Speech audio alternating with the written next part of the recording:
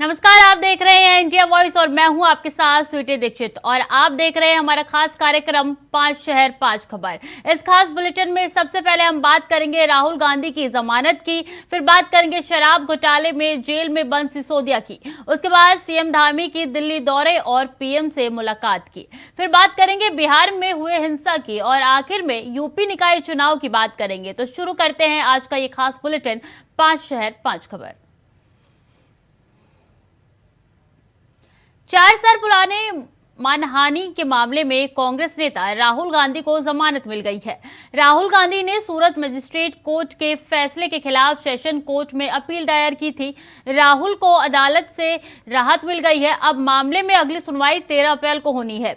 राहुल गांधी के साथ उनकी बहन और कांग्रेस महासचिव प्रियंका गांधी वाड्रा भी सूरत पहुंची। साथ ही कांग्रेस शासित 3 राज्यों में मुख्यमंत्री और पार्टी के अन्य वरिष्ठ नेता भी गुजरात पहुंचे।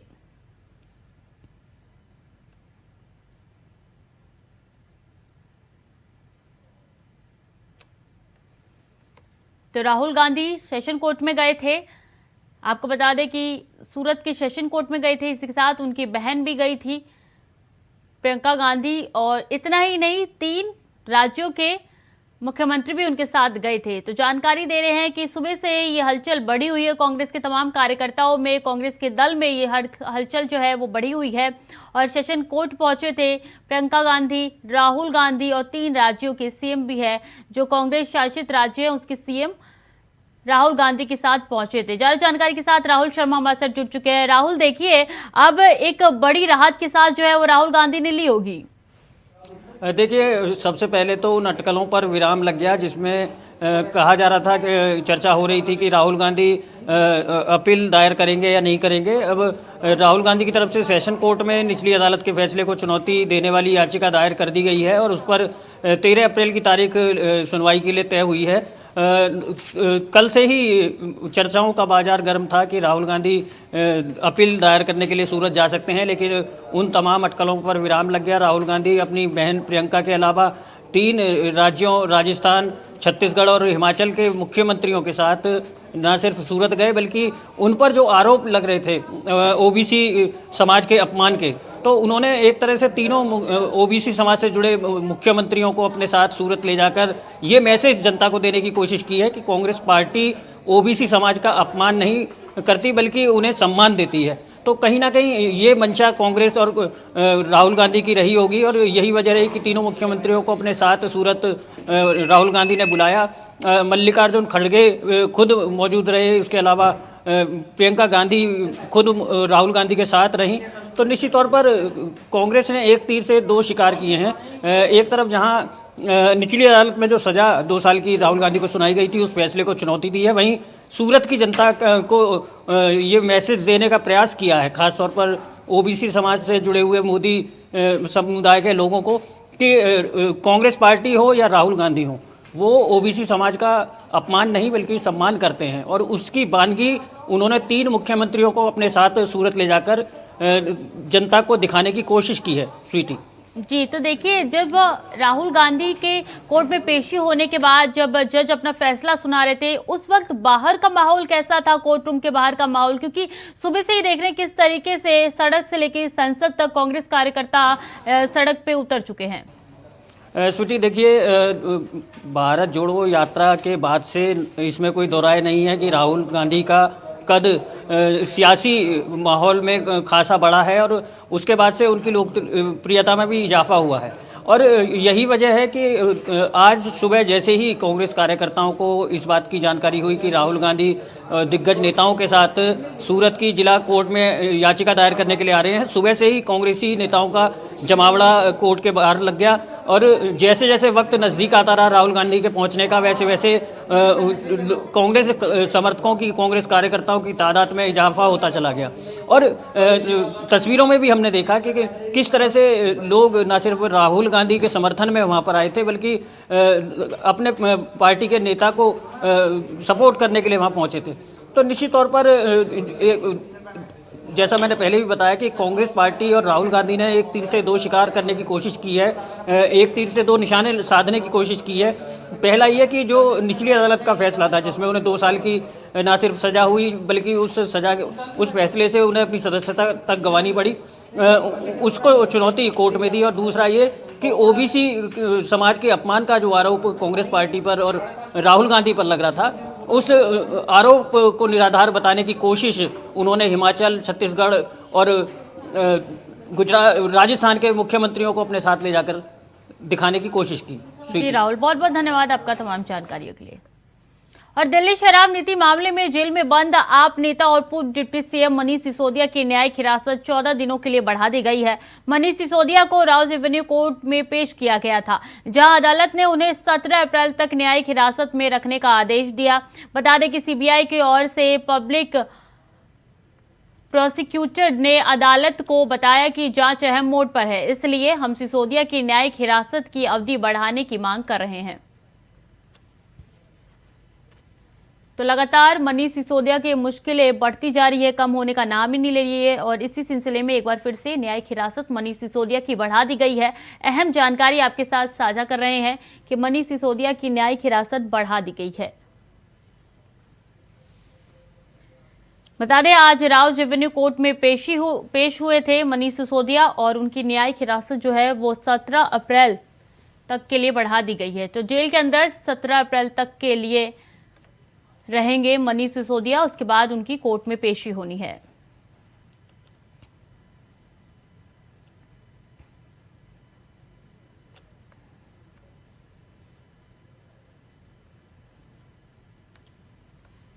ज्यादा जानकारी के साथ नितिन हमारे साथ जुड़ चुके हैं। नितिन, देखिए 17 अप्रैल तक एक बार फिर से मनीष सिसोदिया की न्यायिक हिरासत बढ़ा दी गई है। देखिए श्रुति, बिल्कुल मनीष सिसोदिया की मुश्किलें कम होने का नाम नहीं ले रही है, क्योंकि पहले सीबीआई ने इनसे पूछताछ की थी जेल के अंदर, उसके बाद ईडी जो है पूछताछ करती है, लेकिन आज फिर से दोबारा जो है उनकी जो हिरासत है वो बढ़ा दी गई है, 17 अप्रैल तक कर दी गई है, क्योंकि उसके बाद भी बताया जा रहा है कि मनीष सिसोदिया जो है जांच में सहयोग नहीं कर रहे हैं। उसी को देखते हुए कोर्ट आज जो है रेवेन्यू कोर्ट में उन्हें पेश किया गया था, तो कोर्ट ने जो है जमानत है याचिका पर जो है फिर दोबारा सुनवाई करते हुए 17 अप्रैल तक ये जमानत याचिका जो है बढ़ा दी गई है। जी, अगर बात की जाए तो क्या इस पे मनीष सिसोदिया की कोई प्रतिक्रिया सामने आई है कोर्ट की तरफ से, और क्या कुछ कहना था, सीबीआई की तरफ से क्या दलीलें रखी गई? इस तरीके से मनीष सिसोदिया पे जो मुश्किलें हैं कम होने का नाम नहीं ले रही, तो उसको देखते हुए मनीष सिसोदिया ने पहले भी यही बात कही थी कि मैं जांच का पूरा सहयोग कर रहा हूं उन सारी चीज़ों को लेकर, चाहे सीबीआई की जांच हो या ईडी की जांच हो। पहले क्योंकि पहले जो उनको सीबीआई ने जो है बुलाया था अपने दफ्तर में, तो लेकिन उससे पहले मनीष सिसोदिया जो है सीबीआई दफ्तर पहुँचते हैं। सीबीआई के दफ्तर पहुँचने के बाद जब उनकी जाँच प्रक्रिया जो है लगातार चलती रहती है, तो उसी को देखते हुए फिर ईडी ने उनको जो है जेल में पूछने की जो बात कही थी कि जेल में ईडी उनसे पूछताछ करेगी शराब नीति घोटाले मामले में, लेकिन उसके बाद अब उनकी जो मुश्किलें हैं वो काफ़ी बढ़ रही हैं। अब 17 अप्रैल तक उनको जो है जेल के अंदर रहेगा, हिरासत में रहेंगे मनीष सिसोदिया। लेकिन उसके बाद का आम आदमी पार्टी के नेताओं की बात की जाए तो आम आदमी पार्टी के नेताओं को जो है धरना प्रदर्शन करने के लिए वहाँ आज कोर्ट में पहुंचे थे। भारतीय जनता पार्टी के मुख्यालय पर खुद आम आदमी पार्टी के कार्यकर्ता पहुंच रहे थे, लेकिन उसके बाद पुलिस प्रशासन की बात की जाए तो पुलिस प्रशासन ने बैरिकेडिंग लगा के जो है तमाम लोगों को जो है रोकने का प्रयास किया, तमाम लोगों को जो है पुख्ता इंतजाम किए, क्योंकि पहले से मनीष सिसोदिया की जो मुश्किलें हैं वो सवाल खड़ा कर रहे हैं। भारतीय जनता पार्टी की तरफ से पहले भी लगातार ये बयान आया था कि आखिरकार मनीष सिसोदिया को जेल में इस तरीके से रहा जा रहा है कि पहले उनको जो वीआईपी ट्रीटमेंट दिया जा रहा था, लेकिन उसी के बाद बात की जाए तो उन्होंने साफ तौर पे ये कहा कि जितना मुझसे सीबीआई सवाल करती है, चाहे 12 घंटे में जो है आधे घंटे की पूछताछ की जाती है, लेकिन उसके बाद में ईडी का भी उन्होंने यही आरोप लगाया। उनके वकील ने खुद ये बात कही कि मनीष सिसोदिया जो है ईडी के लिए पूरी तरीके से सहयोग कर रहे हैं, लेकिन ईडी का कहना था कि मनीष सिसोदिया जो है जाँच में सहयोग नहीं कर रहे हैं और 12 घंटे में जो उनको आधे घंटे की जो पूछताछ की जा रही है, ईडी के सवालों का जवाब तमाम दे रहे हैं। लेकिन उसके बाद ईडी ने ये कहा है कि मनीष सिसोदिया के जो कुछ मैसेज हैं, कुछ चैट जो है उसमें से डिलीट हुआ है, कुछ डाटा उसमें से डिलीट हुआ है, जिससे मनीष सिसोदिया ने लगातार कंटिन्यू बातों में लग रहे थे। लेकिन उसके बाद में जो तमाम मुद्दों को देखते हुए ईडी ने पहले उनसे हिरासत मांगी थी कि मुझे एक बार फिर दोबारा से पूछताछ ईडी को करनी है, लेकिन आज जब उनको ये राउजी एवेन्यू कोर्ट में पेश किया गया था, तो कोर्ट में पेश होने के बाद उनकी हिरासत दोबारा से बढ़ा दी गई है। जी, अगर बात की जाए तो देखिए पिछले दिनों बीजेपी ने हाल ही में प्रेस कॉन्फ्रेंस करके तमाम जितने भी आपके कार्यकर्ता है, आपके नेता, यहाँ तक कि सीएम अरविंद केजरीवाल पर भी निशाना साधा है ये शराब नीति घोटाले को लेकर। उनको कहना है कि धीरे धीरे इसमें कई लोग फंसते जाएंगे और एक बार फिर से सीएम अरविंद केजरीवाल का नाम जो है सामने आया है इसमें। देखिए, बिल्कुल जिस तरीके से भारतीय जनता पार्टी ने प्रेस कॉन्फ्रेंस करी थी, उनके प्रवक्ताओं ने अपने बीजेपी मुख्यालय में बैठ कर प्रेस कॉन्फ्रेंस करी थी शराब नीति घोटाले मामले को लेकर कि आखिरकार इसमें और भी कुछ नामे सामने आ सकते हैं, क्योंकि मनीष सिसोदिया को जो है उस विभाग दिया गया था, तो उसी में जो है मनीष सिसोदिया की जो जाँच है वो पूरी तरीके से जो है प्रक्रिया चल रही है। लेकिन उसके बाद आम आदमी पार्टी के मुख्यमंत्री अरविंद केजरीवाल का भी नाम जो है भारतीय जनता पार्टी के नेताओं ने लिया कि उनमें भी जो जाँच है पूरी तरीके से जो है प्रक्रिया बढ़ रही है, उनका और भी नाम इसमें आ सकते हैं, क्योंकि उधर से जो है पलटवार जो है दोनों पार्टियों की तरफ से हो रहा था, भारतीय जनता पार्टी की तरफ से भी पलटवार किया जा रहा था। लेकिन उसके बाद में आम आदमी पार्टी भी लगातार ये पलटवार करते हुए नजर आ रही है कि मनीष सिसोदिया को जो है जल्दी से जल्दी कोर्ट पे वो लोग विश्वास रखते हैं। उन्होंने कहा हम कोर्ट का पूर्ण विश्वास रखते हैं कि कोर्ट से मनीष सिसोदिया जल्दी छोड़े जाएंगे, जेल के ताले टूटेंगे। उसको देखते हुए खुद अरविंद केजरीवाल ने ये ट्वीट किया था कि मनीष सिसोदिया को जो है गलत तरीके से फंसाया जा रहा है, चाहे वो स्कूलों की बात की जाए। खुद स्कूलों को चमकाने में मनीष सिसोदिया ने इतना अच्छा कार्य किया, तो उसी को देखते हुए जनता पे उन्हें विश्वास है, वहाँ के स्टूडेंटों पे उन्हें विश्वास है, तो उसी को देखते हुए अरविंद केजरीवाल ने साफ तौर पे यही कहा कि इस तरीके की जो जांच प्रक्रिया है वो गलत तरीके से ली जा रही है। भारतीय जनता पार्टी के इशारों पे सारा काम यहाँ पर कराया जा रहा है। जी नितिन, बहुत बहुत धन्यवाद आपका तमाम जानकारी के लिए। और सीएम पुष्कर सिंह धामी ने नई दिल्ली में प्रधानमंत्री नरेंद्र मोदी से शिष्टाचार भेंट की। मुख्यमंत्री ने भारत सरकार द्वारा राज्य के विकास हेतु जमरानी बांध परियोजना की स्वीकृति सहित विभिन्न परियोजनाओं और पूंजीगत परियोजनाओं के लिए व्यापक सहयोग प्रदान करने पर प्रधानमंत्री का आभार व्यक्त किया। साथ ही राज्यों को G20 की 3 महत्वपूर्ण बैठकों का दायित्व दिए जाने पर धन्यवाद देते हुए सीएम ने कहा कि रामनगर में मुख्य वैज्ञानिक सलाहकार के वर्किंग ग्रुप की बैठक सफलतापूर्वक आयोजित की गई।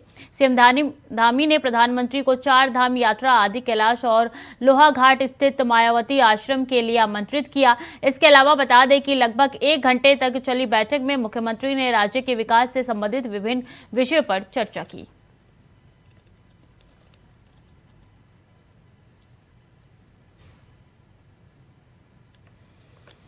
तो सीएम धामी ने पीएम मोदी से मुलाकात की तस्वीरें आपके साथ साझा कर रहे हैं। उन्होंने उनको शिष्टाचार भी भेंट की। इसके साथ ही उन्होंने 4 धाम यात्रा में शामिल होने के लिए उनको न्योता भी दिया। तो 4 धाम यात्रा कुछ ही दिनों में शुरू हो रही है। अप्रैल के लास्ट में 4 धाम यात्रा शुरू होने वाली है, जिसको लेकर तमाम जिस तरीके से तैयारी राज्य सरकार की तरफ से की गई है, उन तैयारियों के बारे में पीएम मोदी को बताया गया। इसी के साथ 4 धाम यात्रा में आने के लिए उनको न्योता दिया गया। सिर्फ इतना ही नहीं, सीएम धामी दिल्ली पहुंच के तमाम केंद्रीय मंत्री से मुलाकात कर रहे हैं। अश्विनी वैष्णव से भी कुछ देर में वो मुलाकात करेंगे। इसी के साथ लोकसभा स्पीकर ओम बिरला से भी उन्होंने सदन में मुलाकात की। उनके साथ अनुराग ठाकुर भी मौजूद रहे उस दौरान। तो तस्वीरें आपके साथ साझा कर रहे हैं। सीएम पुष्कर सिंह धामी पीएम मोदी से मुलाकात करने पहुंचे हैं, उनको शिष्टाचार भेंट की और आभार भी व्यक्त किया उनका। अभय कैंतुरा ज्यादा जानकारी के साथ हमारे साथ जुड़ चुके हैं। अभय, देखिए पीएम मोदी से सीएम धामी ने मुलाकात कर ली है, लोकसभा स्पीकर ओम बिरला से भी मुलाकात कर ली है। अब आगे का उनका क्या कुछ प्लान रहने वाला है दिल्ली में? बिल्कुल, आज ये कह सकते हैं कि मुख्यमंत्री पुष्कर सिंह धामी की प्रधानमंत्री नरेंद्र मोदी से मुलाकात हुई है। जो लोकसभा अध्यक्ष ओम बिरला उनसे मुलाकात हुई है और आज ये कह सकते हैं कि अभी कुछ देर बाद लगभग 5 बजे के करीब मुख्यमंत्री पुष्कर सिंह धामी की केंद्रीय रेल मंत्री से मुलाकात है। इस दौरान राज्य में जो रेल की जो परियोजना है, उन परियोजनाओं के विस्तार के संबंध में बातचीत की जाएगी। राज्य में किस प्रकार से रेल परियोजनाओं का खाका और विस्तृत रूप से यहाँ पर तैयार किया जा सकता है, उस संबंध में यहाँ पर बातचीत होगी। उम्मीद यही है कि आज देर शाम तक केंद्रीय मंत्रियों से और भी मुलाकात का जो समय मांगा गया है, उसमें केंद्रीय सड़क एवं परिवहन मंत्री से मुलाकात का समय मांगा गया। अगर उनसे मुलाकात का समय कंफर्म होता है तो उनसे भी मुलाकात यहाँ पर होगी। पार्टी के राष्ट्रीय अध्यक्ष से भी मुलाकात का समय यहाँ पर मांगा गया है। राज्य में किस प्रकार से विकास के काम तेज किए जा सकते हैं, उन सभी विषयों पर मुख्यमंत्री पुष्कर सिंह धामी लगातार बातचीत यहाँ पर कर रहे हैं। खुद मुख्यमंत्री पुष्कर सिंह धामी ने प्रधानमंत्री नरेंद्र मोदी और उनकी केंद्र सरकार का आभार प्रकट किया, जो राज्य में G20 की बैठकों की मेजबानी उत्तराखंड राज्य को दी गई थी, 3 बैठकों की, जिसमें से 1 बैठक समाप्त हो चुकी है। इसके अलावा जो जमरानी जब विद्युत परियोजना है, उसकी जो सहमति केंद्र सरकार की तरफ से दी गई है, उसको जल मिशन में शामिल किया गया, उसके लिए केंद्र सरकार का आभार प्रकट किया गया है। साथ ही मुख्यमंत्री पुष्कर सिंह धामी ने प्रधानमंत्री नरेंद्र मोदी को 4 धाम यात्रा पर आने का भी निमंत्रण दिया है, क्योंकि 22 अप्रैल से राज्य की जो सुप्रसिद्ध 4 धाम यात्रा वो शुरू हो रही है। ऐसे में अगर प्रधानमंत्री नरेंद्र मोदी 4 धाम यात्रा के शुरुआत में यहाँ पर आते हैं तो उत्तराखंड राज्य की 4 धाम यात्रा का सुखद और सुरक्षित संदेश पूरे देश और दुनिया में फैलेगा। उत्तराखंड राज्य में पर्यटकों की जो संख्या होगी और उस पर इजाफा यहाँ पर होगा। तो यही सब विषयों को लेकर राज्य के जो ज्वलंत विषय है, खासतौर पर विकास की जो परियोजनाएं, केंद्र शासित जो परियोजनाएं, उनको लेकर बातचीत करने के लिए मुख्यमंत्री पुष्कर सिंह धामी का दिल्ली दौरा है। और उम्मीद यह है कि केंद्र सरकार की तरफ से, चाहे प्रधानमंत्री हो या केंद्रीय मंत्री हो, उनकी तरफ से राज्य को बड़ी सौगातें यहाँ पर दी जा सकती है। जी, मुख्यमंत्री सीएम धामी का दिल्ली दौरा है और इससे देखिए काफी उम्मीद लगाई जा रही है कि पीएम मोदी से जरूर ऐसा तोहफा लेके आएंगे वो राज्य के लिए, जो कि काफी लाभदायक होगा। अभय जी बिल्कुल, सबसे बड़ी बात यह है कि अगर प्रधानमंत्री नरेंद्र मोदी से मुख्यमंत्री पुष्कर सिंह धामी की आज जो लगभग 1 घंटे जो बातचीत हुई है, उस 1 घंटे की बातचीत पर राज्य की जो विकास की जो परियोजनाएं, जिनका जिक्र अक्सर मुख्यमंत्री किया करते हैं कि केंद्रीय शासित जो योजनाएं राज्य में चल रही है, चाहे वो मानसखंड परियोजना का हो, ऑल वेदर रोड की जो विभिन्न परियोजनाएं यहाँ पर चल रही है, रेल परियोजनाएं जो यहाँ पर चल रही है, उनके विस्तारीकरण की जो मांग राज्य सरकार लगातार केंद्र से कर रही है। अगर उसमें केंद्र की तरफ से सहमति दी जाती है तो उत्तराखंड राज्य का जो विकास की जो रफ्तार उत्तराखंड राज्य में और गति से आगे बढ़ती नजर आएगी। उसका लाभ उत्तराखंड राज्य को भी मिलेगा और उत्तराखंड सरकार ने जो लक्ष्य निर्धारित करा है, उस लक्ष्य को पाने में एक मदद भी यहाँ पर मिलेगी। तो सरकार की कोशिश यही है कि लगातार राज्य में जो विकास की जो रफ्तार है उसको और तेज यहाँ पर किया जा सके, ताकि आने वाले दिनों में राज्य सरकार राज्य की जनता को विकास की जो और योजनाएं, उन योजनाओं से साबित कर सके। जी अभय, बहुत बहुत धन्यवाद आपका तमाम जानकारियों के लिए। और बिहार में रामनवमी पर कई जिलों में भड़की हिंसा को लेकर सियासत तेज हो गई है। राज्य में बिगड़ती कानून व्यवस्था को लेकर बीजेपी नीतीश सरकार पर हमलावर है। इसी कड़ी में सोमवार को भाजपा विधायकों ने विधानसभा में भी जमकर हंगामा काटा। पक्ष विपक्ष के नेता सदन में भिड़ गए और सुबह 11 बजे विधानसभा की कार्रवाई शुरू होने से पहले बीजेपी विधायकों ने सदन के बाहर विरोध प्रदर्शन किया। भाजपा नेताओं ने महागठबंधन सरकार के खिलाफ हाथ में पोस्टर लेकर गायों को बचाना बंद करो लिखा हुआ था और हिंदुओं पर अत्याचार बंद करो जैसे नारे लगाए और इसको लेकर सदन के अंदर भी भाजपा के सदस्यों ने हंगामा शुरू कर दिया।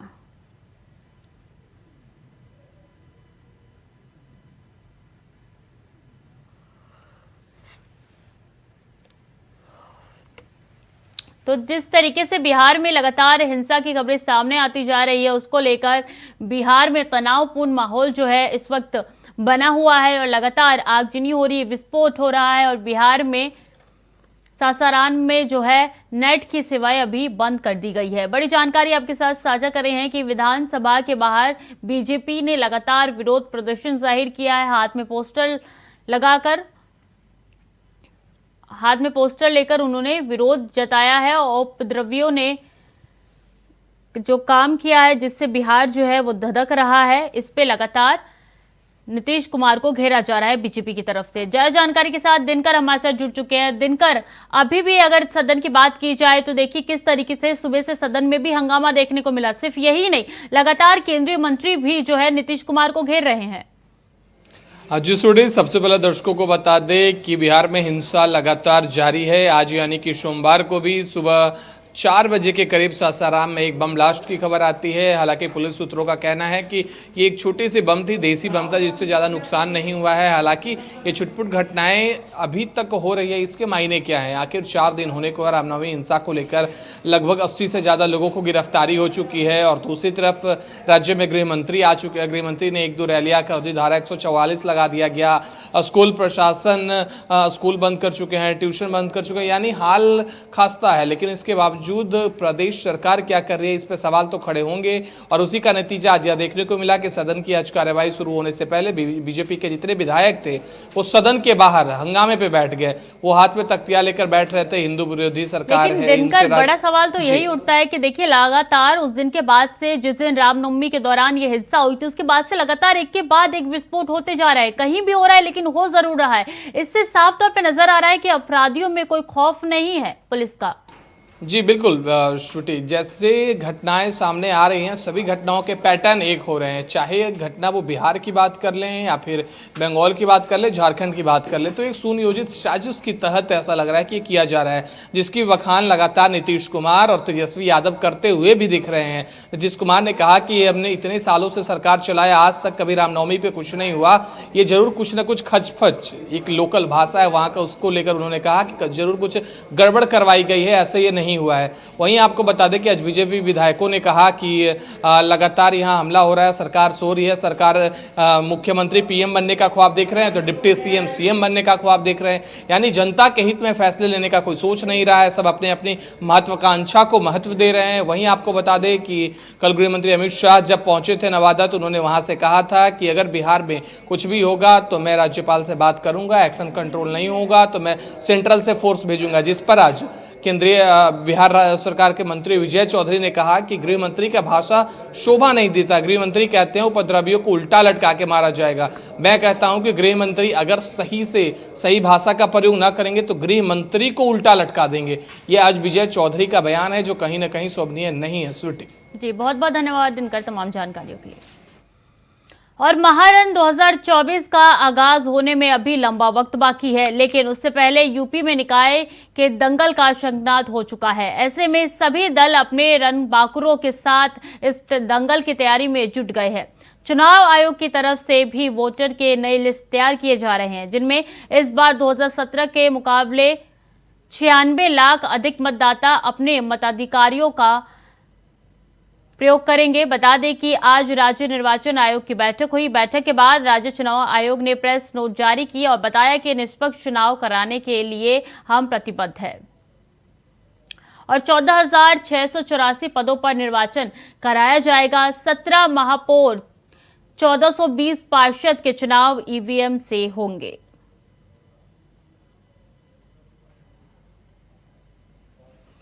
तो ये जो निकाय चुनाव हो रहे हैं यूपी में, ये सेमी चुनाव के तौर पर लिया जा रहा है क्योंकि 2024 में लोकसभा चुनाव होने वाले हैं। उसके मद्देनजर ये काफ़ी अहम माना जा रहा है यूपी के लिए, क्योंकि जिस तरीके से यूपी में निकाय चुनाव की तैयारी में चारों पार्टी जुटी हुई है, इसको काफ़ी अहम माना जा रहा है, जिसको लेकर लगातार सारे पार्टी जो है वो मैदान में उतर चुकी है। एक के बाद एक बड़ी कोशिशें तमाम पार्टी की तरफ से की जा रही है।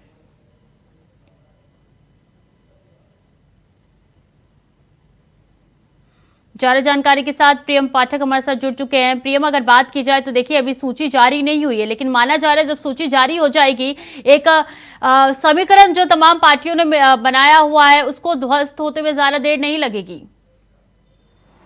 देखिए, आरक्षण को लेकर अंतरिम जो आरक्षण की सूची है वो सरकार की तरफ से जारी की जा चुकी है और उस पर आपत्तियां मंगाई गई हैं और माना जा रहा है कि जल्दी एक सप्ताह के अंदर जो है सरकार अंतिम आरक्षण की जो सूची है उसको जारी कर देगी और उसके बाद चुनाव आयोग की तरफ से अधिसूचना जारी की जाएगी और चुनाव का पूरा कार्यक्रम जारी किया जाएगा। हालांकि जो सभी राजनीतिक दल हैं उन्होंने अपनी अपनी रणनीति बनाई है अपने अपने हिसाब से, अपने समीकरणों के हिसाब से, चाहे वो क्षेत्रीय समीकरण हो, जाति समीकरण हो या फिर अन्य मसलों को लेकर हो। लेकिन जब तक अंतिम सूची नहीं आ जाती है तब तक इन समीकरणों में भी परिवर्तन होगा और कहीं ना कहीं इस बात का इंतजार पॉलिटिकल पार्टियां भी बेसब्री से कर रही हैं और इसीलिए अगर आप देखें तो लगातार बैठकों का दौर राजनीतिक दलों के बीच में, सरकार की तरफ से और इसके अलावा राज्य निर्वाचन आयोग की तरफ से भी जो है वो शुरू हो चुका है।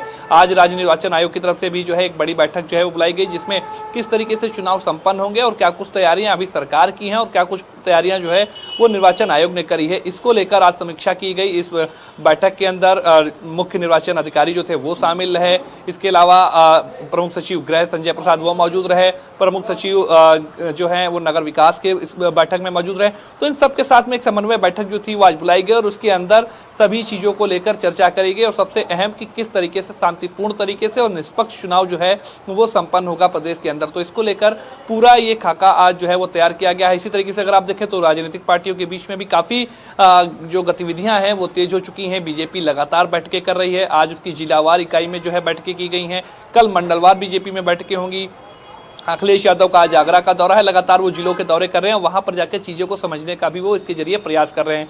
इससे पहले कल अगर आप देखें तो बसपा में भी जो है नगर निकाय चुनाव को लेकर बैठक जो है वो आयोजित की गई थी। तो कहीं ना कहीं सभी जो राजनीतिक दल हैं, सरकार है या फिर राज्य निर्वाचन आयोग है, सभी अब बैठकों का दौर सब में जारी है, सभी अपने अपने स्तर से तैयारियां कर रहे हैं।